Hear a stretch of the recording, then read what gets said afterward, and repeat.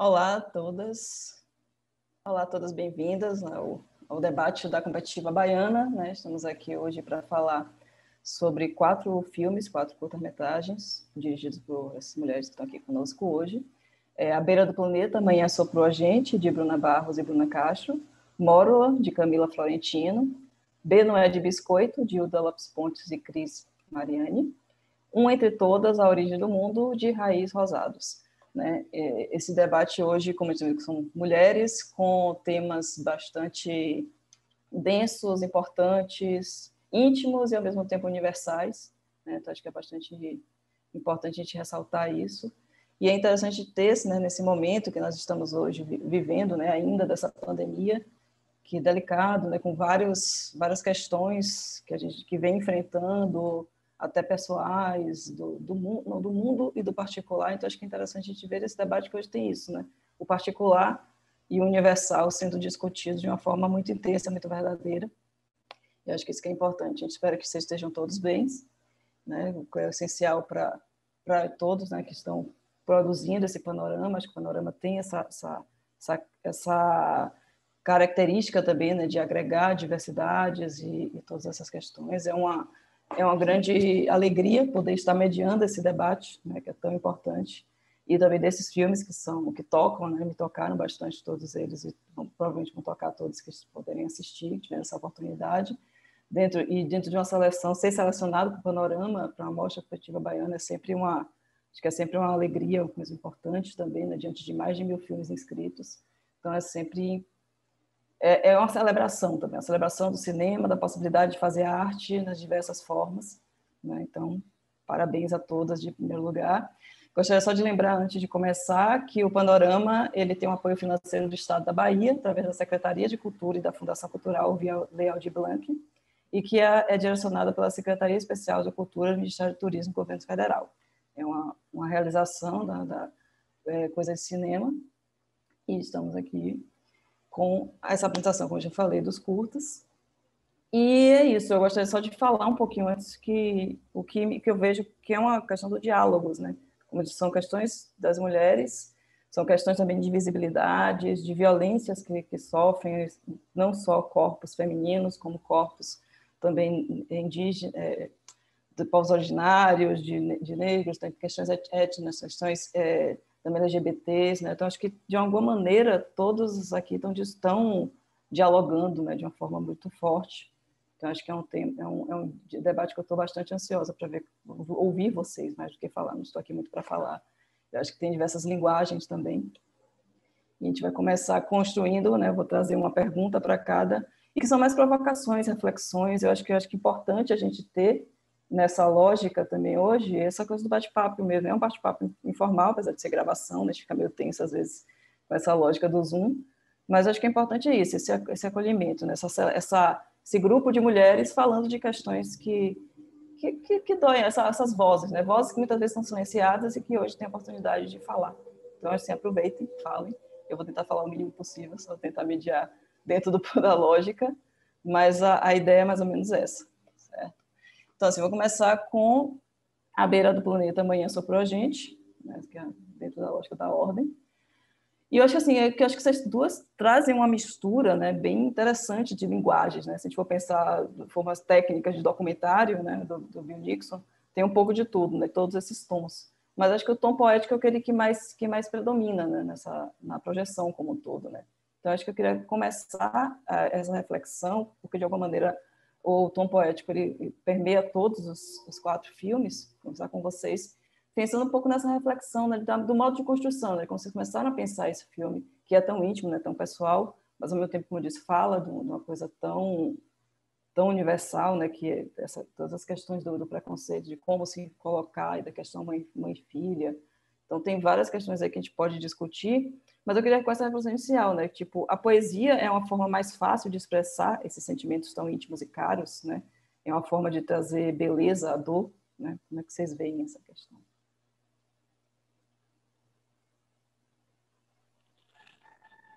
Oi, boa tarde, todo mundo. Primeiramente, queria dizer que a gente está muito feliz também, né, de participar desse debate no Panorama. e também participar junto de pessoas que a gente já acompanhava o trabalho. Camila, por exemplo, que é uma super parceira nossa, então a gente está bem feliz mesmo de estar participando desse debate. Sobre a questão poética, né, desde o início, assim, a ideia do filme partiu primeiro de uma carta que Bruna fez, Bruna Barros, em um momento assim que ela fez uma carta super poética também para minha mãe, só que não aparece no filme nem nada disso, mas ela fez. E foi a partir dessa carta que a gente pensou em fazer um filme.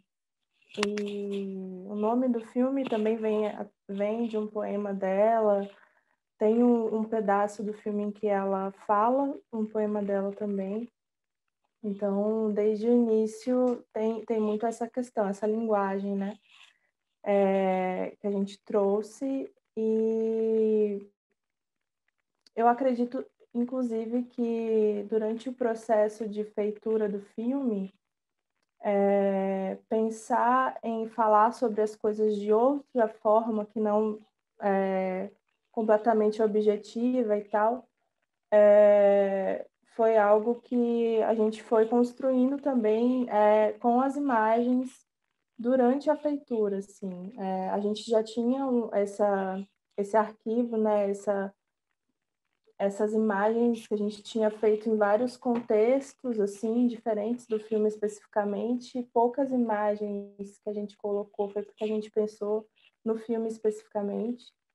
E essa própria construção da montagem, eu acredito que foi uma construção não linear e uma construção poética também.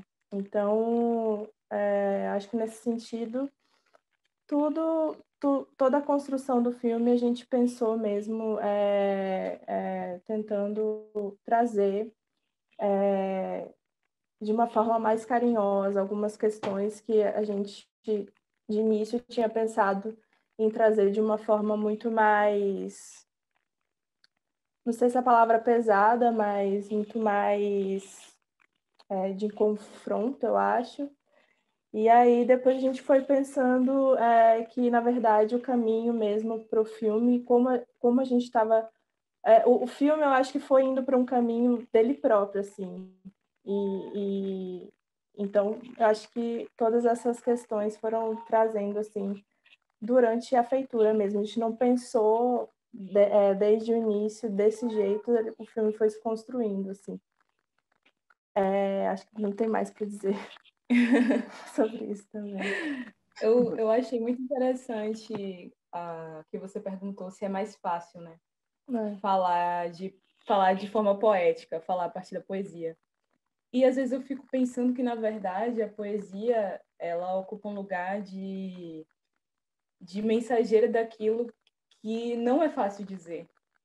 Então, a gente tem uma linguagem poética que acaba sendo um caminho onde a gente consegue caminhar porque os outros caminhos estão barrados, né?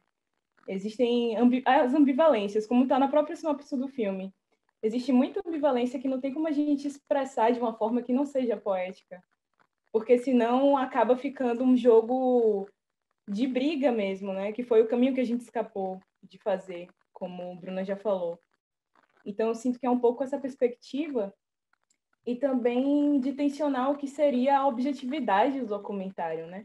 Porque quando a gente coloca sentimento, quando a gente coloca a nossa perspectiva, isso deixa de ser algo racional necessariamente, né? Por que a gente tem essa tendência a pensar a objetividade como algo que está fora da poesia? Eu acho que a poesia pode ser muito objetiva, não que ser subjetiva seja um demérito de qualquer forma, mas se a gente assume que a objetividade ela está sempre permeada de subjetividade, porque não existe objetividade pura, então a poesia está aí para responder isso. E aí, quando a gente pensa no formato de documentário, se a gente for pensar no cartesianismo, que é vendido como formato de documentário comum, né? A gente precisa seguir essa linha. a gente é vanguarda, né? A gente não está aqui para meramente copiar as coisas que pessoas fizeram antes e que deram certo.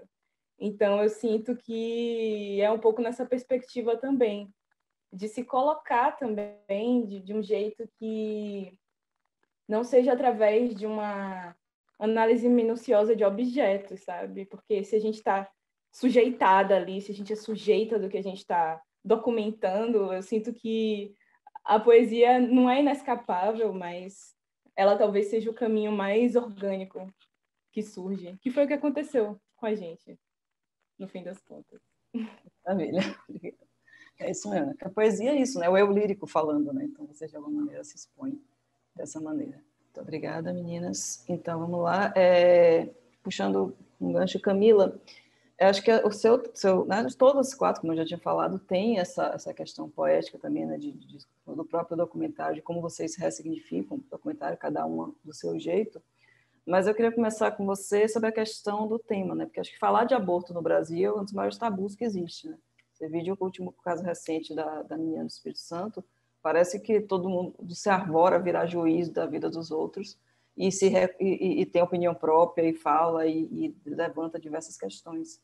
Então, acho que a sua coragem de expor, né, dessa maneira esse tema, da forma como você expõe, também uma ajuda, né, um apoio, né, a todas essas mulheres que passam por isso. Né? Como é que você vê como é que você vê a questão atualmente, né? Como é que foi para você essa construção?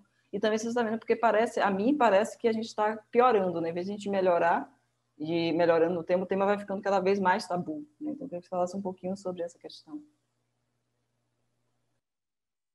Oi, gente, boa tarde.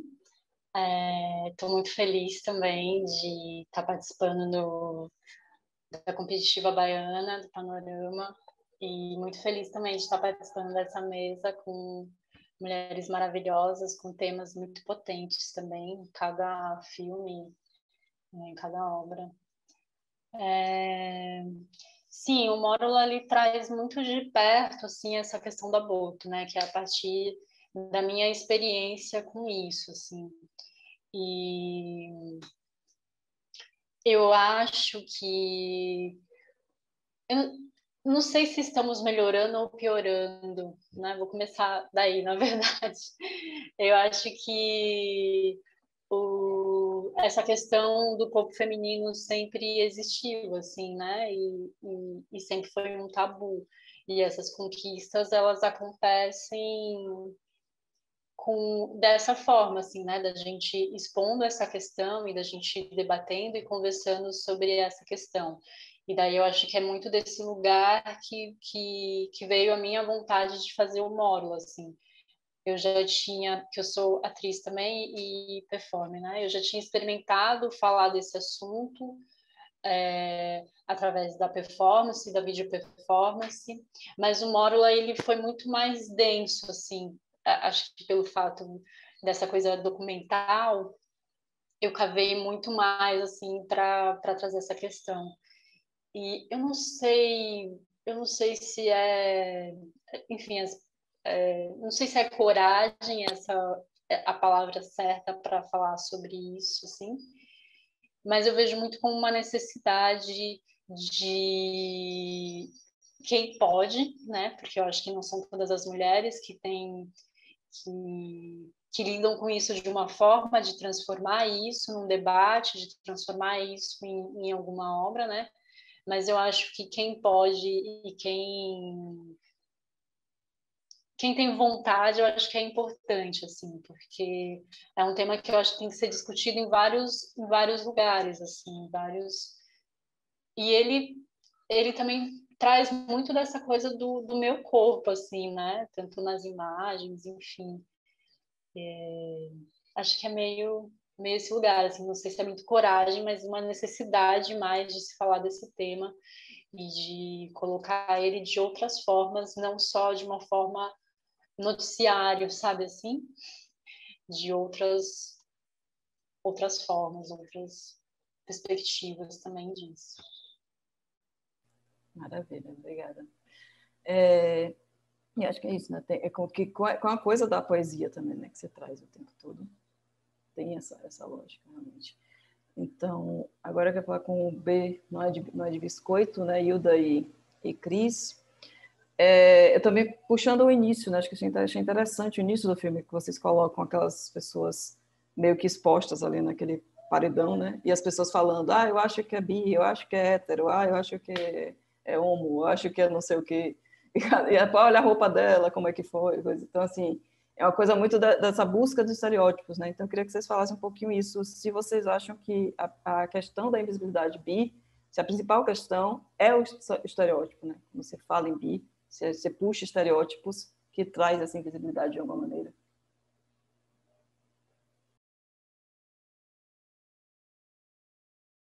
Hilda? Não, desculpa, é que eu estava vendo se Cris ia começar. Então, eu vou falar um pouquinho, depois Cris pode, enfim, falar outra coisa. Então, né, essa cena, eu acho que partiu muito do que é você ter cara de tal coisa, né? Os rótulos que a gente coloca nas pessoas pelo que a gente vê delas. Como é a cara de alguém que é bi? Existe isso? Mas também não existe a cara de alguém que é lésbica ou que é hétero. Ele tem cara de hétero, ele tem cara de gay. Tipo, quebrando um pouquinho, tentando quebrar um pouquinho esse paradigma do que você performa socialmente, né? E como as pessoas colocam em caixa a partir do que você performa. Se você performa a feminilidade, se você não performa a feminilidade, o quanto você tem passabilidade, se passabilidade é um privilégio ou não, a depender de quem você seja, né? Ou se você quer aquele privilégio de parecer, por exemplo, feminina, quando você não quer parecer feminina. São diversos caminhos, né, que a identidade de gênero e a identidade sexual elas permitem, e que se as pessoas começassem a entender um pouco a saída dos binarismos da vida, elas poderiam compreender mais os outros sem tentar colocar eles a partir do que elas esperam, né? É muito sobre isso, assim, sobre a expectativa que as pessoas têm dos outros, sabe? Obrigada. Cris? E aí, oi, gente, boa tarde. Enfim, apresentar primeiro. Mas, enfim, e aí a gente escolheu nesse jogo, né, não personificar essas vozes. Essas vozes não estão atreladas a nenhum corpo, né? Porque apesar de ser vozes dos personagens que viriam posteriormente ser apresentados, a gente queria transformar essas vozes em algo mais exterior e, portanto, mais universal. Então, aqueles que viriam a ser apresentados e viriam a desconstruir aquela própria cena, a princípio são apresentados como essa própria voz que define, que oprime, que demarca, né, esses binarismos. Então, a gente trabalha, o filme a gente trabalha muito com isso, né?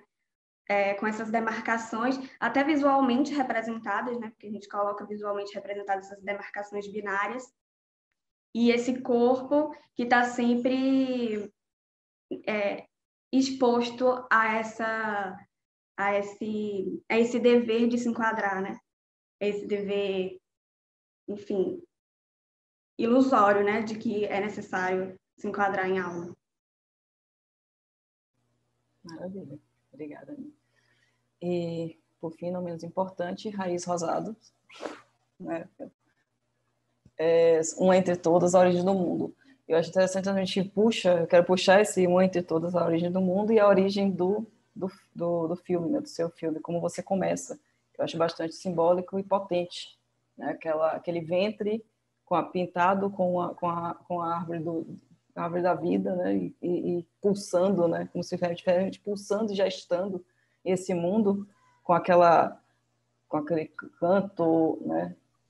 Dos povos originais, e você tem essa sensação mesmo de um mundo iniciando, e logo depois vem cantarolar um pouquinho, vem os primeiros acordes, né, digamos assim, de fado tropical, né, buscando essa lógica da invasão dos portugueses. Mas que eu acho que também tem a lógica do Brasil, mas eu acho que também tem uma lógica do mundo como um todo, né? Eu acho que o mundo todo ele é gestado nesse tal matriarcal, e aí o patriarcado vem e desconstrói de alguma maneira. Então, eu queria que você falasse um pouquinho isso, essa simbologia, como é que você foi gestando isso também, né, dentro da lógica do filme, de como você vai construindo essas ilustrações que vão contando a história do mundo a partir do corpo da mulher. Claro, boa tarde. É uma honra estar aqui junto com todas. Então, o filme foi feito muito a partir de relatos e dores e de uma revisita da minha história, mas da história de muitas, a partir dessa vertente indígena, né, e mestiça do que hoje se torna Brasil, do que a gente chama Brasil.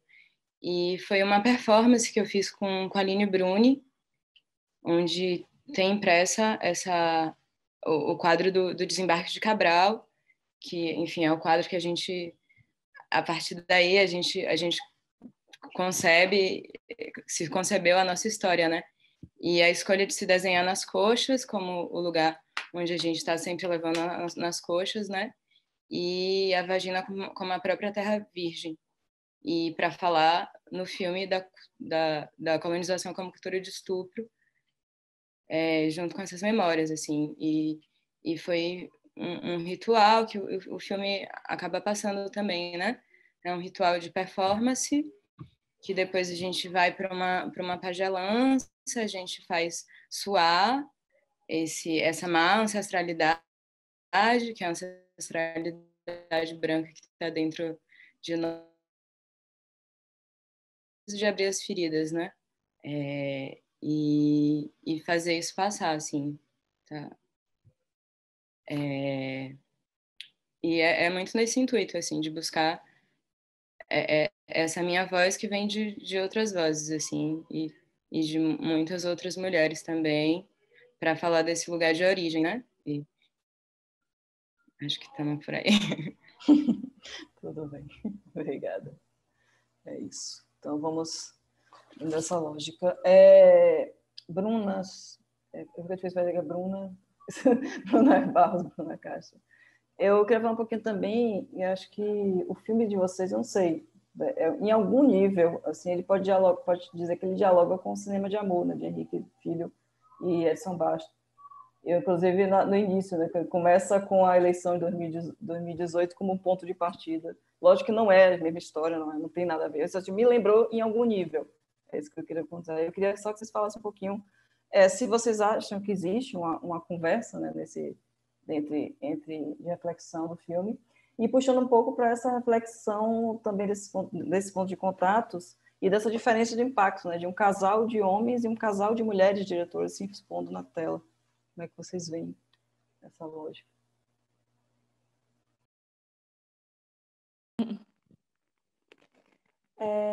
Com certeza, acho que dialoga também, porque também a gente também tem imagens de celular, né? E o filme Cinema de Amor foi feito no celular e tudo mais. E também é uma questão muito... Tem coisas que eles falam no filme que, de alguma forma, a gente fala também no nosso, mas realmente tem uma diferença, né? Dessa questão de a gente falar de sapatão e eles falarem sobre gays e tudo mais.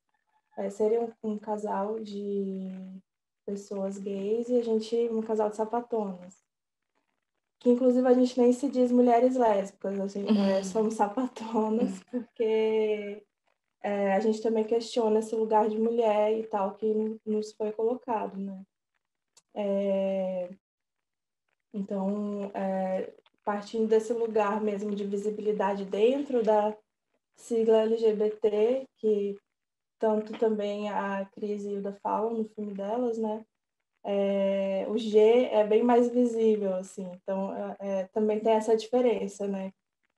Então, com certeza, é bem importante que a gente esteja falando sobre as nossas perspectivas e tudo mais, trazendo essas questões, até mesmo trazendo essa questão de sermos sapatão e não mulher, né, e não mulher lésbica, e, enfim, todos esses tipos de questões. Mas eu acho super significativo que também eles estejam falando por eles também, e, enfim, eu acho super importante, fico super feliz de também o filme deles terem participado do Panorama, acho que o último, né? Que, no caso, no ano passado não teve, mas acho que foi de 2019. E a gente está agora também no Panorama, acho super legal. E acho que é isso. Bruna, tu não pode dizer. Ai, não sei, eu só acho que sim também, concordo, assino embaixo. E é muito importante a gente pensar, e agora, não sei, fazendo uma ponte com um filme de Raíza Rosado, que é essa questão de como é importante, como a gente se nomeia, assim, né? Essa coisa que Bruna falou, a gente é sapatão. E como é que isso diz sobre o poder de se nomear, que a colonialidade tirou da gente, sabe? De você poder dizer, o meu corpo sou eu e eu sei para onde eu vou e eu não vou aceitar essas nomeações que vêm de outras lógicas, né? Enfim. E que, de certa forma, é sempre uma reprodução dessa violência, né? Eles chegaram aqui, invadiram tudo, disseram você é X, você é Y e acabou. E a gente está até hoje tendo que lutar para... É realmente essa posição de guerra, um corpo de guerra o tempo inteiro, para poder se chamar pelo próprio nome. Enfim, que é a coisa mais básica que a gente tem, que a gente não tem acesso, porque a gente não sabe de onde a gente vem. E aí vem para essa questão, mais uma vez, de que é isso, né, que Raíssa falou também, que a gente não está no Brasil, a gente está numa terra que foi chamada de Brasil por um grupo de pessoas que não era daqui. E deu no que deu. Então, eu sinto que tudo isso também tem uma circularidade quando a gente pensa no nosso cenário político. Porque como é que uma história que começa com roubo, estupro e desgraça pode ir para um caminho melhor? Assim, é realmente uma invenção de uma outra coisa, assim, só a gente inventando uma outra coisa, porque realmente todas as tentativas de consertar o estrago, parece que a gente nada contra a maré e não sai do lugar. Mas, enfim, eu acho que existem possibilidades de invenção, e a gente está aqui para mostrar isso. É isso, né? Quando começa errado, tentar consertar no meio é sempre problemático, né? Eu acho que isso, que dialoga um pouco, tudo o que tem está discutido aqui hoje tem um pouco a ver com isso também, dessa construção desse Brasil que foi invadido, quer dizer, essa terra que foi invadida e que foi se construindo a partir dessa lógica, né? Do português, do homem branco, cis, que vai sendo ditando as regras e dizendo agora nós fazemos parte do mundo, né? Porque agora eles descobriram que a gente existe, quando na verdade, né, a Terra já estava aí, já tinha dono e tinha toda uma lógica. E eu acho que pensando um pouco nisso tudo também, eu vou puxar primeiro para o B de biscoito, depois a gente volta para módulo. Essa questão do que você estava falando do binarismo, né? Homem ou mulher, cis, trans, quando vamos, e vocês e o próprio o bissexual de alguma maneira, o próprio bi, né, vem de homem ou mulher, né? E que lógica é essa, se nós somos todos seres humanos nos relacionando? E uma coisa que chama atenção no filme, lógico que é uma coisa de um recorte, mas é que vocês trazem 3 mulheres e um homem, 2 mulheres cis, uma mulher trans e um homem. E aí essa lógica, e como é que é essa questão dessa posição dessa sexualidade bissexual, da diferença, né, da cobrança da sociedade da mulher para o homem, a própria construção, isso também é uma construção de machismo, que parece, mas é difícil para todos, né? Todos, né? Mas parece que para o homem é mais difícil se assumir, né? Que assumir é um termo errado, ok? Mas se colocar, né? Se apresentar enquanto bissexual, porque parece que é um estereótipo mais difícil, eu não sei dizer se seria mais difícil ou mais... Não é fácil para ninguém, mas vocês percebem isso, até na investigação que vocês foram chamando as pessoas para participar do documentário, vocês sentiram alguma diferença nesse sentido? Acho que foi mais difícil encontrar homens bis do que mulheres. Como é que vocês veem esse cenário, né, desse recorte? Então, primeiro, assim, começando do que você já trouxe, né, antes de falar da questão da bissexualidade considerada do que se considera masculino, eu acho que primeiro é refletir, né? A gente fez esse filme e aí depois eu comecei a entender que na realidade as pessoas começaram a me dizer que na verdade eu era pan e não era bi, justamente porque o PAN ele se relaciona com as pessoas independentes de identidade de gênero. E aí eu fiquei me perguntando um pouco sobre essa divisão de termos, assim, real, assim, é algo que eu preciso parar mesmo para me debruçar, porque eu fico me perguntando se a pessoa é bi, se relaciona com homem ou com mulher, e se você está vendo, né? Enfim, por que não com pessoas não binárias, por que não com queers, por que não com trans, enfim, por que essa separação?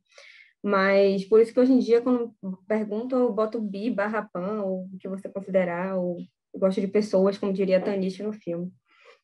Inclusive, Tanit, como mulher trans, ficou, nossa, mas pan, mas eu não quero que ninguém me separe, porque eu mesma sou bi. Dito isso, realmente a gente tinha uma outra personagem, um outro rapaz para o filme, e aí no dia da gravação ele desapareceu, né? E aí ele meio que falou, não, deu uma certa desculpa, assim, mas a produtora, que era amiga dele, falou, olha, eu senti que ele ficou com medo, assim, meio com vergonha e tal. E eu acho que existe, eu acho que de todos os lados, né, uma bifobia bem pesada, assim, das pessoas, porque ou a pessoa está no armário, ou ela é uma grande, adora fazer várias orgias. Mas eu acho que para a masculinidade, né, para quem performa a masculinidade, às vezes é mais difícil, porque eu acho que tudo que é ligado ao imaginário do universo feminino é visto com um olhar mais duro. E quando eu digo isso é porque as pessoas, no modo geral, né, as pessoas no mundo inteiro, sei lá, a maioria das pessoas, elas veem mulheres que se majoritariamente se relacionam com homens. Então, se um homem se relaciona com outro homem, com mulheres, ele está quebrando esse fluxo. Então, eu acho que essa visão é por isso, porque toda vez que alguém que performa masculino entra nesse universo que é considerado feminino, ele vai sofrer talvez mais represálias. Eu considero difícil, né, a gente definir como sendo difícil a partir da vivência de um outro, que vai estar brincando, enfim, vai estar relacionando ali subjetividades, enfim, vivências que são muito restritas ao indivíduo. Mas é certo, assim, que alguns corpos acumulam mais marcadores sociais, né? E alguns marcadores vão também acumular mais opressões e tal. E aí, diante de algum recorte temático, né, assim, identitário, com a bissexualidade, talvez, enfim, homens que performam a feminilidade, ou homens que estão dentro de uma sociedade em que o padrão da masculinidade é muito forte, né, e muito opressor, talvez seja realmente difícil, mas assim como uma mulher trans também passaria por inúmeras outras questões, assim como uma mulher preta também. E eu acho que, enfim, são todos debates interseccional, né? Acho que é sobre também interseccionalidade, sobre trânsitos também. Hilda fala de Tanit, e aí Tanit tem uma fala no filme que ela fala sobre isso, né? Ela fala sobre a experiência transexual, mas ela fala sobre essa experiência ser sobre trânsito também, né? Sobre transitar entre gêneros. Talvez a sexualidade também seja isso, né? Sobre transitar.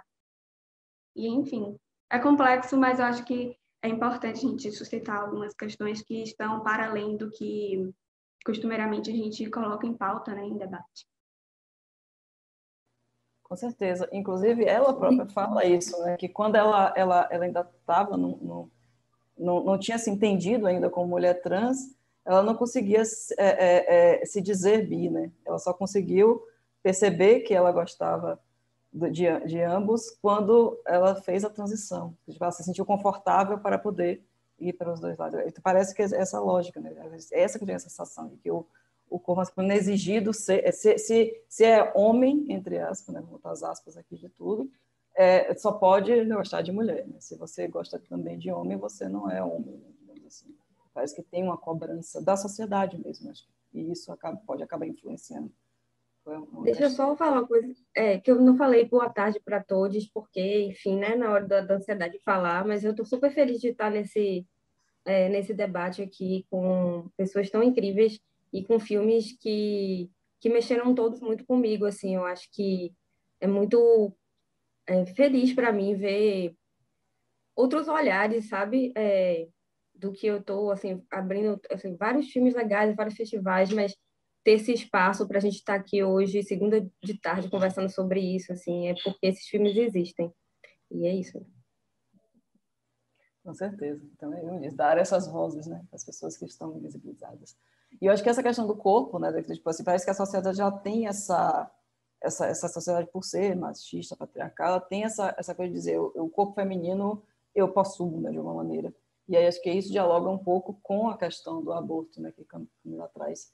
Porque, assim, por que a sociedade se arvora a ser contra ou a favor de algo que é do corpo de outro, né? É porque como se o corpo feminino fosse entrasse nessa caixinha, né, que precisasse ser conduzido. E eu acho interessante como a construção, né, Camila, que você traz, que é o tempo todo narrado, você contando, né, a experiência, e você traz imagens que não são meramente ilustrativas. Eu acho que esse jogo, né, de como você constrói essa fala e o que vai sendo dito com imagens que às vezes acrescentam e às vezes até chocam, né? Criam contrastes com aquilo que está sendo falado e dá uma outra significação, que é da coisa da montagem mesmo. Eu acho que é interessante. Queria só que você falasse um pouquinho dessa lógica. Eu acho que me chama a atenção muitas cenas, né? Desde aquela coisa do sufocado, toda a construção que você vai tendo no espelho, olhando o corpo, até culminar naquela cena do mar, né? Primeiro tomando banho e depois simplesmente admirando, agora estou em paz. Então, eu queria que você falasse um pouquinho dessa lógica de construção da imagem, o que a imagem representa, do que a fala representa, de como isso vai sendo construído ou desconstruído, né, dentro da sua cena.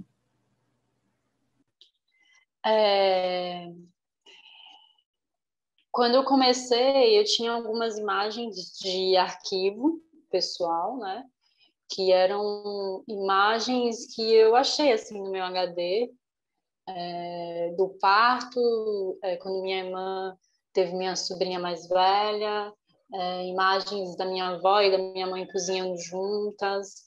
Enfim, e quando eu vi essas imagens que são das minhas, assim, né? Tipo, pessoas da minha família e de diversas gerações, e imagens muito caseiras, assim, porque tem minha sobrinha filmando, criança, sabe? Enfim. Eu pensei que essas imagens já diriam muito, assim, sobre esse corpo da mulher mesmo, assim, né? Tipo, tanto a imagem do parto da minha irmã, que, enfim, tem uma coisa meio até violenta, não sei. Não estou dizendo que foi violento, estou dizendo que essa concepção do parto que a gente acabou criando, né, tem uma certa violência, na minha opinião. E também da minha mãe, da minha avó cozinhando, né? Então, esses lugares que as mulheres têm como se fossem os lugares delas, assim, né? Sei lá. E do que é esperado também, né? Do que a minha mãe, minha avó espera de mim, ou, enfim, todas essas questões de tipo o que se espera da mulher, assim, também. Então, a partir de diários que eu fui escrevendo, e não durante, mas depois, um pouco antes da montagem mesmo do filme, eu fui meio que investigando mesmo da minha memória e de coisas que eu tinha escrita, de conversas, enfim, com pessoas que sabiam do que estava acontecendo e tal. Eu fui meio que cavando isso e eu criei o roteiro que é esses diários, assim, que vai contando alguns dias, os dias mais marcantes, assim. E daí, a partir disso, tem alguma conversa com alguns que eu escrevi, tem uma conversa com as imagens, essas imagens prévias, né, que eu tinha achado, mas tem outras que não, assim, porque daí, como eu decidi fazer por essa coisa das imagens de arquivo, eu fui achando imagens minhas, assim, de outras pessoas, inclusive a de Bruna Barros e Bruna Castro, que filmaram, e como a gente é parceiras, assim, tipo, elas também tinham várias imagens que elas tinham feito e tal, e que eu achava que dialogava muito por ter o meu corpo ali, E, enfim, eu queria que fosse algo que partisse do meu corpo, como se o meu corpo também estivesse contando essa história, assim, né? Não só a minha voz e os meus relatos, enfim. E daí tem momentos que isso casa e tem momentos que não, assim, que eu tento ir para esse, por exemplo, não aconteceu em Salvador, né? Aconteceu em Jacareí, no interior de São Paulo. Então tem a questão do mar, que para mim é muito forte aqui em Salvador e que eu acho que tem muito a ver também com a questão de uma certa cura, enfim. E daí acho que é meio esse lugar assim que eu tento dialogar a imagem e o diário que eu escrevi. E isso. Maravilha.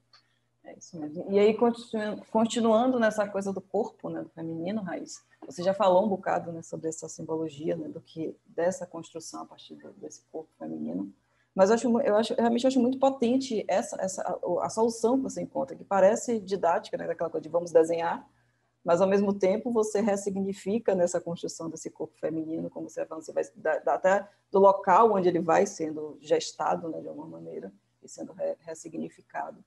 E eu acho que assim, você tem essa coisa artística na sua carreira, você traz muito essa mistura de arte, né, de pintura, de fotografia, de filme, e essa mescla também, né, que ao mesmo tempo é uma mistura, uma junção, né, de linguagens. E essa questão, é pensar um pouco isso, que aí você fala assim, só, como o Bruna falou, só começando de novo. Então, só começando de novo, como a gente ressignifica esse país que foi feito desta forma, né? A arte pode ressignificá-lo. Como é que você vê esse movimento até dessa sessão aqui hoje, né? Como é que toca? Eu vejo como... eu acho que a arte sim, mas a arte como arte também pode ser muito vazia, pode ser... Enfim, você pode pegar uma estética e transformar em só estética, assim. O que eu tenho buscado, acho que eu posso falar da minha experiência pessoal, né? É esse resgate a partir do entendimento meu, que vem, enfim, muito da crise Brasil, né? Que é desde 2016, 2017, de como é que a gente faz isso, que eu acho que para mim é a aliança com os meus povos que estão em guerra por todos esses povos que estão em paz, né? A branquitude está em paz, a paz é branca. Mas desse reconhecer, reconectar com a história de novo, com a minha história, né? Que é uma história que muitas vezes é inventada porque você não tem esse mais velho que te conte, né? Acho que quando eu comecei a procurar isso, minha avó estava num processo de Alzheimer, então eu peguei algumas coisas, depois fui na aldeia, mas esse lugar de se você não conhece a sua história, você permanece no escuro, né? Então, eu acho que para a gente pensar em novos futuros, a gente tem que saber o que está lá atrás, assim como um sentido de desenvolvimento também, que, não sei, para mim o desenvolvimento é esse lugar reto, enfim, né? Que você vai avançando, só que para onde, né? Você vai avançar para conseguir o quê? Aí você avança de novo e vai avançando, e que na real é olhar para trás, né? Acho que o futuro está lá, se pá, né?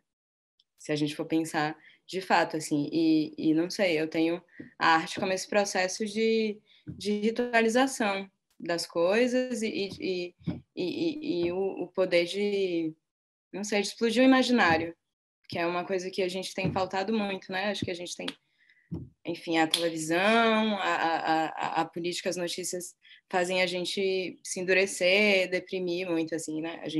Os tempos que a gente está agora, né? Confinados em casa e tudo. E eu acho que se existe algum lugar dessa arte, é essa explosão de imaginário, de reinventar nossos corpos, nossa vida, assim, enfim, para um futuro possível, que sempre vai ser possível, porque é sempre, né? A gente tem que acreditar. É isso, tem que acreditar, né? Isso é importante. Você fala essa questão da oralidade, que é tão importante para os povos originários, né? Essa cara, passar a tradições pela oralidade, né? De gerações e gerações, do mais velho para o mais novo, é uma coisa que a gente foi perdendo também, né? Hoje o jovem parece que quer ter muito mais voz e saber tudo, né? Aquela coisa do saber tudo também. E eu acho que é o que Emicida fala também, né? Tudo é para ontem, né? Vamos olhar o ontem para olhar o hoje, senão quem não tem história, quem não vê a história, não consegue ter o futuro. Acho que é importante. Obrigada. E, Brunas, puxando essa coisa também da ancestralidade e tal, como isso, o filme de vocês é muito, desde o texto, do título, né, para amanhã, né? Então, essa relação, né, mãe e filha, como é que vocês veem até dessa lógica, né, dessa ancestralidade, dessa mãe que precisa, de alguma maneira, abençoar a vida da filha, o caminho, né? Como é que essa relação de vocês, né, com a mãe e filhas, com toda a construção do filme que vocês trazem?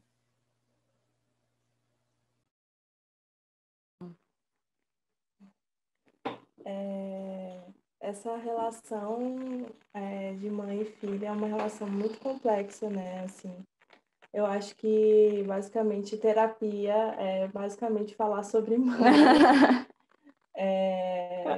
No sentido bem amplo, assim, acho que todo mundo tem muitas questões com mães, e eu acho que tanto da parte em que coisas que a gente espera das mães, né?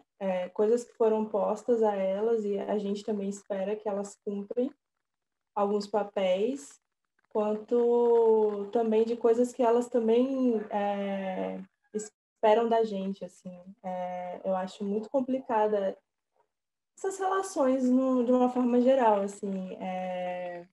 E eu acho que pensando nisso, a gente quando a gente começou a fazer o filme, pensando sobre essas coisas, que a gente partiu para um lugar em que a gente sentiu que a gente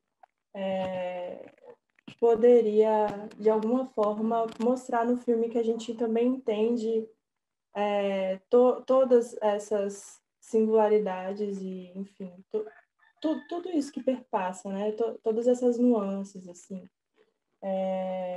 Então, é uma coisa que eu falo, assim, às vezes, que eu já falei outras vezes, que eu penso sobre. Tem imagens que eu coloquei, por exemplo, da minha mãe, que foi ela que fez.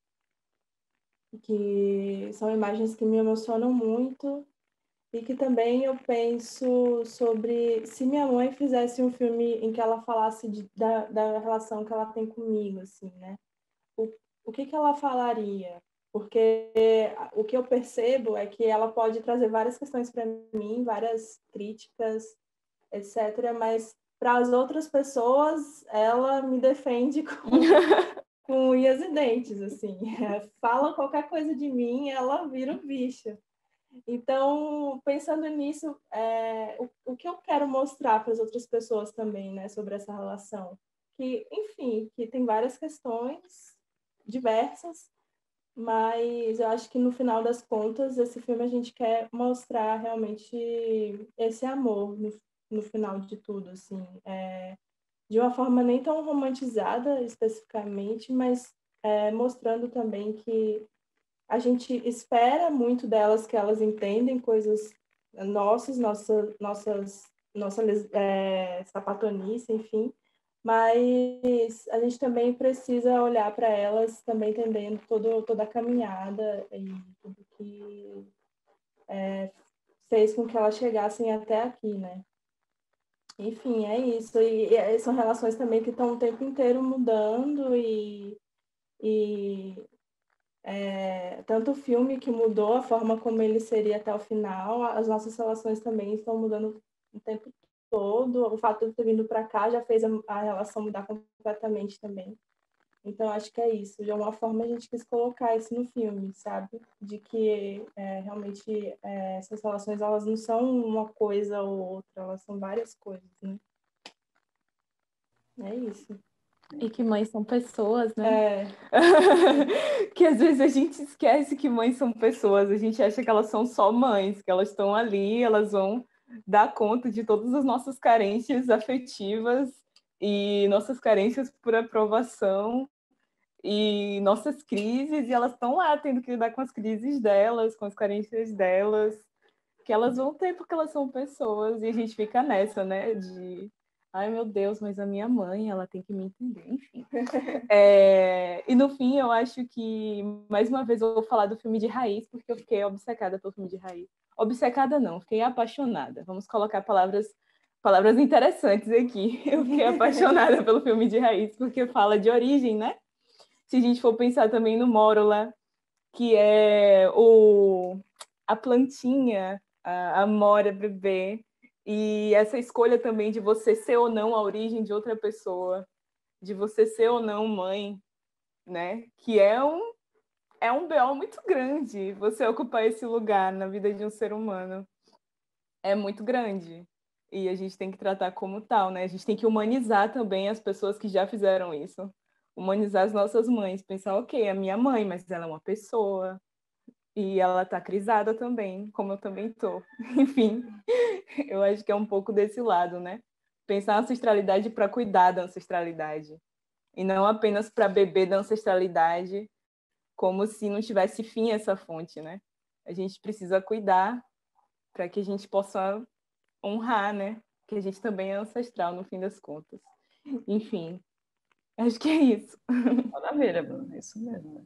São mulheres, são seres humanos que também merecem o olhar do cuidado, né? Que a gente vê, às vezes a gente exige demais da mãe, como se fosse uma entidade, simplesmente. E aí, puxando essa entidade, Camila, você traz também essa questão da mãe, né? No final, você deixou para o clímax falar, você fala isso, que a coisa mais difícil foi falar para sua mãe. Né? E aí você traz o diálogo com ela. E nesse momento em que você, já, do pós, né? Passou, e tem essa coisa que você diz, está em paz. Então, assim, você fala também um pouquinho isso, como você vê essa questão da ancestralidade, do falar para a mãe, que é também uma forma de desabafo e de que a gente busca, né, do colo, né, da mãe de alguma maneira, mas que tem o medo das reações. Como é que é isso para você hoje? Bom, na época eu morava junto com a minha mãe quando eu fiz o aborto, né? Então eu tive que fazer, enfim, foi muito sozinha nesse sentido, porque eu não podia, quer dizer, na minha visão, né, eu não podia contar para ela porque eu achava que ela ia influenciar na minha decisão, porque, enfim, ela é contra e ela acharia um absurdo, ela falaria, enfim, eu fiquei criando muito o que ela, a reação dela, assim, né? Então eu não quis comunicar a ela e eu só comuniquei quando eu tive que ficar internada para fazer a curetagem e como eu morava com ela, eu tinha que falar para ela o que estava acontecendo, né? E a partir disso foi criado um diálogo muito forte assim entre eu e ela, né? Porque, enfim, ela entendeu um pouco melhor. Eu acho que ela entendeu os meus motivos daquilo, sabe? E me apoiou. Mas ainda eu sinto que é um tabu, assim, e que é um tabu dentro da minha família, é um tabu com outras mulheres mais velhas, assim, da família. É algo meio, enfim, que não é muito dialogado. E eu super entendo também essa coisa da gente humanizar as mulheres, né, de uma forma geral, assim, que tem isso também, né, de tipo, ai, contar para avó, ai, enfim, tem todos essas várias mães, né, das nossas ancestrais, assim, que a gente vai colocando num lugar muito, enfim, que muito não humano e que é super humano e que de repente passaram também por processos parecidos, seja por escolha própria, seja por espontâneo, mas que também carregam memórias ali no útero delas, sabe? E no corpo delas também, que dialogam com as minhas memórias e com as memórias das mais jovens também, assim.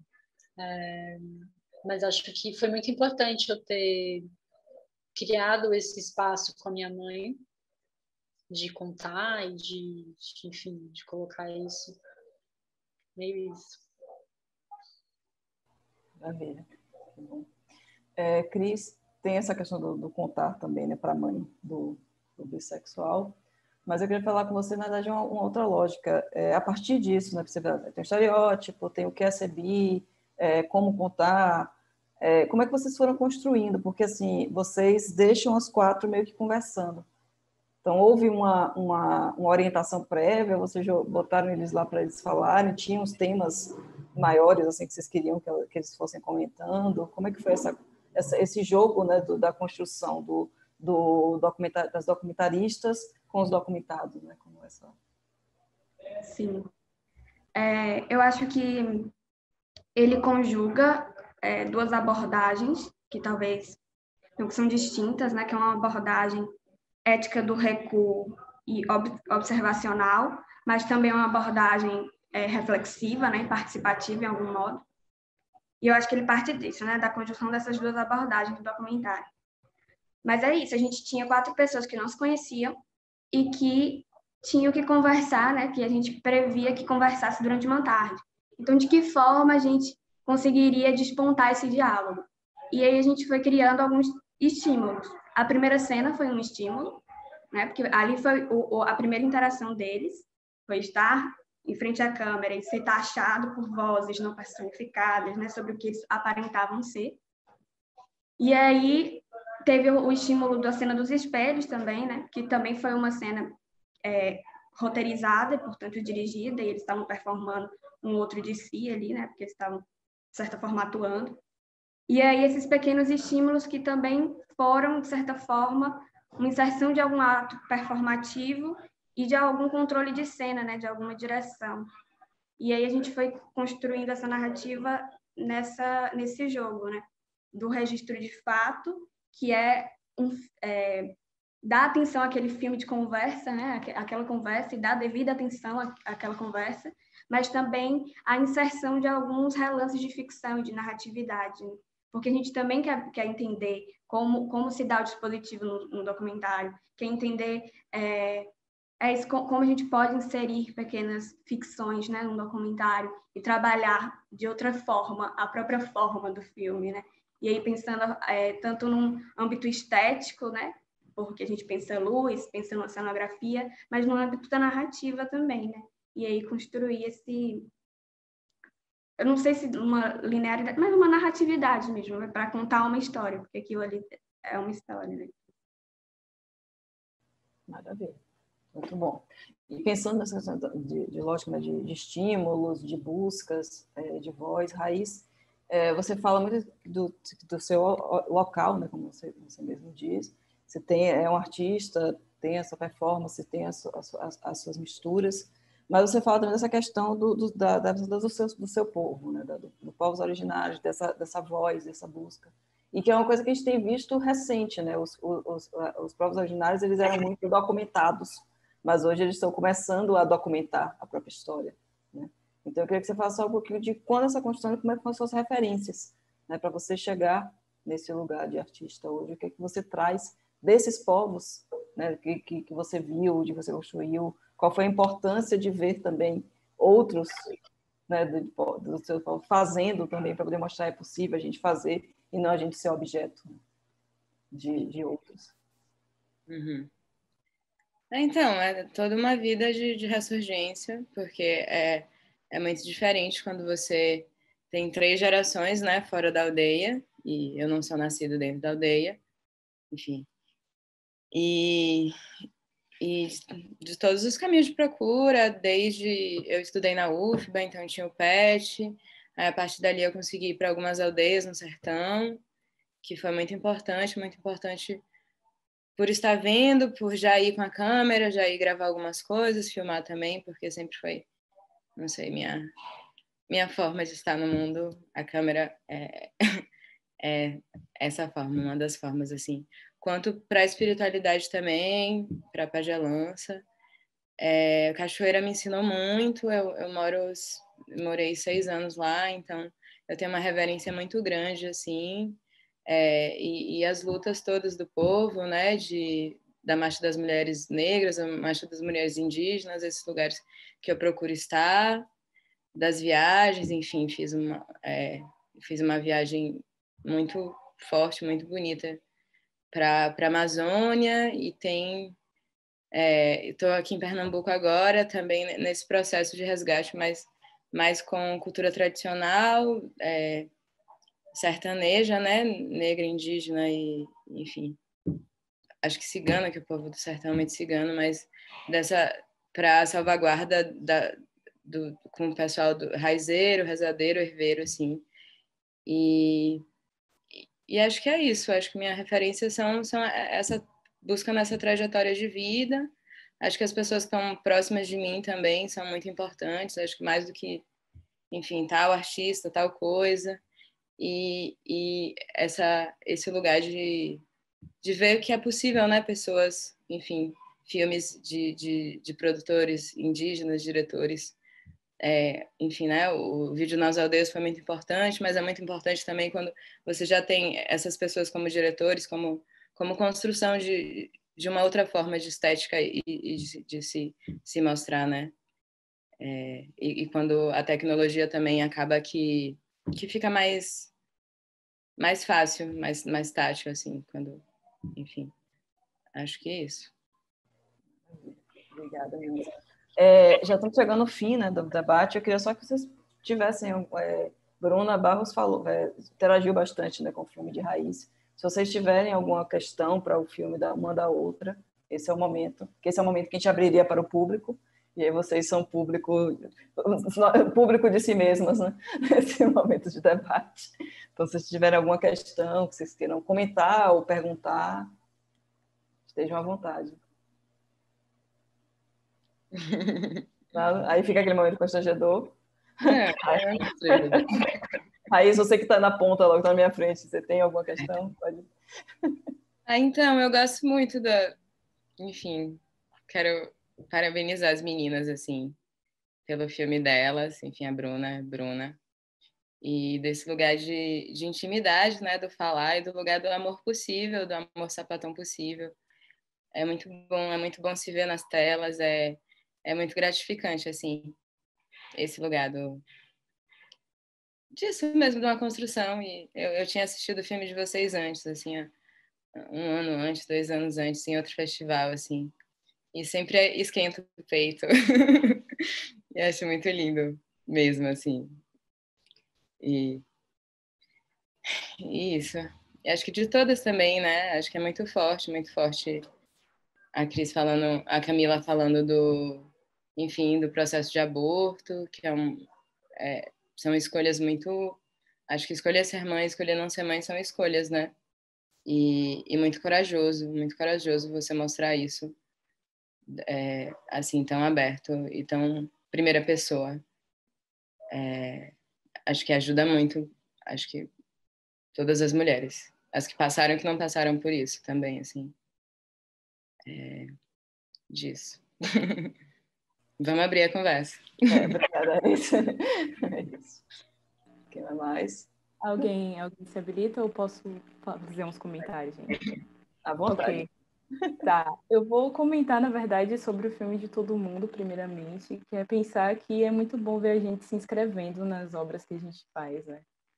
Porque é realmente esse processo de se colocar na tela, mesmo que não diretamente, mas a gente está se colocando na tela porque as nossas histórias importam e é isso, porque todas as histórias importam, né? Acho que é um pouco pensar nessa perspectiva. E a gente, às vezes, fica presa num nicho, né?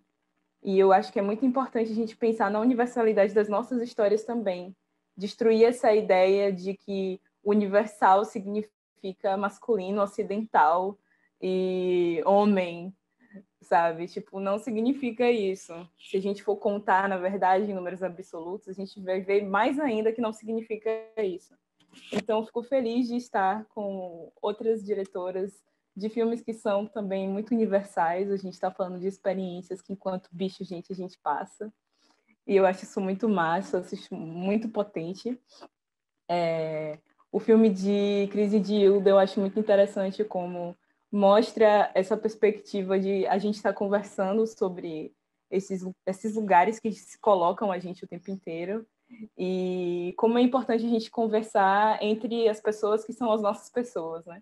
Que vão entender de que lugar a gente está partindo, como é estar num lugar onde você está à vontade para falar de quem você é e dos lugares que você quer estar na vida. Enfim, acho isso muito massa no filme de vocês.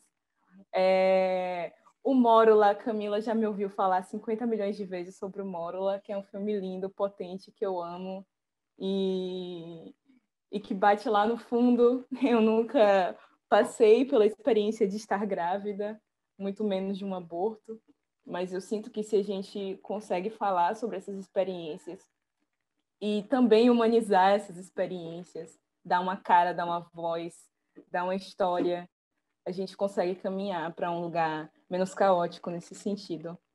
E Raiz, eu tô aqui o debate inteiro dizendo que eu amei o filme de Raiz, eu amei o seu filme Raiz, porque eu sinto que é realmente tirar essa confabulação sobre as nossas origens e de um discurso que seja asséptico, sabe?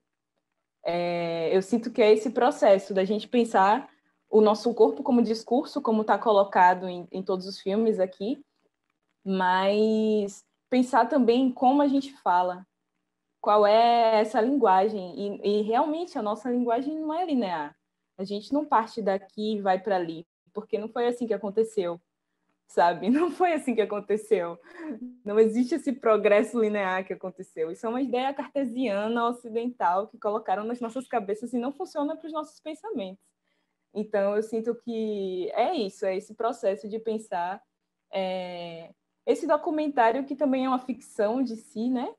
Que a gente está inventando outras coisas. Eu acho que é isso que a gente vê aqui, num geral, nessa sessão. E, enfim, eu estou muito feliz e eu espero que a gente possa se encontrar mais vezes com outros filmes sobre várias coisas. É isso. Maravilha. Bruna Castro, certo. Também gostaria de fazer um comentário breve, pouco. Mas eu acho que todos os filmes, eles, apesar de partirem, né, desse lugar pessoal, dessa vivência, dessa dor que talvez esteja restrita ao sujeito que realiza, como obra parida, né, como filme no mundo, ele alcança outros lugares e ele exercita outras coisas, eles exercitam outras coisas. Eles são exercício da alteridade, né, do fazer compreender o outro sem a prerrogativa de sentir as mesmas dores que ele. E eu acho que esse é o lance do cinema também, sabe? Um dos baratos do cinema é justamente propor deslocamentos, né, como quem realiza, mas criar afetamentos dos mais diversos e dos mais variados. Eu acho que todos esses filmes conseguem afetar cada um das mais diversas formas. Então, isso é sempre muito incrível, né? Muito massa. E estou muito feliz, né? Vamos ratificar isso, né? Estou muito feliz por compartilhar esse dia, essa tarde com vocês, essa sessão. São filmes lindos. Obrigada, Cris. Camila? Também estou muito feliz de estar participando, de ter assistido. Enfim, gostei muito de todos os filmes. A Beira é um filme que eu acompanhei a estreia. E, enfim, fico muito feliz de saber que tem filmes que tratam não de uma dor, mas que tratam que tiram através de um lugar que poderia ser muito dolorido, sabe? Mas que trazem uma potência da alegria, que eu acho que isso é muito importante, assim. Para mim, esse lugar, todos os filmes acabam indo para esse lugar da alegria, o de Raiz também, como que a gente vai reinventar esse lugar que a gente chegou e já estava assim, e o que a gente vai fazer para ir transformando ele aos poucos, e isso tratando de todos os âmbitos, assim, né? Porque eu acho que o corpo feminino também é esse lugar que a gente chegou e já estava assim, e como que a gente vai entendendo esses vários corpos femininos e como a gente também vai colocando eles com muita coragem, porque eu acho que somos todas muito corajosas, assim, para as outras pessoas verem e ouvirem, né, o que a gente tem a dizer. Então, é só um avante, assim, tipo, não paremos, sabe? É isso. E parabéns, meninas. Maravilha. Bruna Castro, só você que não falou ainda. Das últimas palavrinhas. Também queria dizer que estou muito feliz de estar participando aqui com vocês. Gostei muito também do filme de Raiz. Admiro muito o trabalho de Aline também, então saber que ela também fez parte desse processo é muito interessante. Eu amo muito o trabalho de Aline, pude compartilhar de algumas coisas com ela também e, enfim, amei essa dupla. E Mórula, que a gente fez o processo do Abeira e Camila fez o processo do Mórula na mesma época. A gente estava participando do mesmo componente lá na UFBA de documentário, então meio que os processos estavam ali muito juntos, assim, a gente conversando sobre e tal. Então, de certa forma, acredito que o processo de Camila também ajudou no nosso processo, que a gente foi, né, conversando e trocando. E Cris também, e Hilda, com o filme de vocês. Eu achei super legal como vocês colocaram também de forma estética, assim, como vocês pensaram a direção de arte e tudo mais. Eu acho super legal poder ver isso na tela, ficar pensando, né, como foram as construções, as coisas que as pessoas foram fazendo em vários âmbitos, não só na fotografia, como na direção, enfim, em vários lugares. E é isso, gente. Bora fazer e tá sempre fazendo, sempre debatendo também. É isso. Maravilha. Mulheres, muito obrigada. Agradeço mais uma vez, não só a presença de vocês nesse debate, a participação, né, as respostas, mas também agradeço muito por terem feito esses filmes e por continuarem fazendo filmes e por mostrarem que existem diversas vozes no cinema, né? A gente é acostumado, quando a gente estuda cinema, a ver muito esse cinema do homem branco cis. Eu acho que é importante ter essas vozes e mostrar, e essa sessão aqui, mais uma vez eu reforço, né, uma sessão só com mulheres diretoras. Isso realmente me emociona, porque mostra quanto mulheres são diretoras, né? Enquanto a gente tende, né, as pessoas tendem a silenciar essas vozes das mulheres diretoras, como se mulheres diretoras não existissem, fossem uma categoria menor. Então, acho que é importantíssimo. Obrigada por vocês estarem aqui, por esses filmes que emocionaram e que devem emocionar todo o público. Então, eu convido a todos que estão assistindo esse debate, né, que possam prestigiar esses filmes, possam prestigiar os outros filmes também que estão no Panorama. Né, o Panorama está acontecendo aí com uma diversidade imensa de filmes. Então, prestigie o Panorama, prestigie o cinema brasileiro, prestigie o cinema feito por mulheres negras, indígenas e de todas as diversidades possíveis. Obrigada mais uma vez e até a próxima.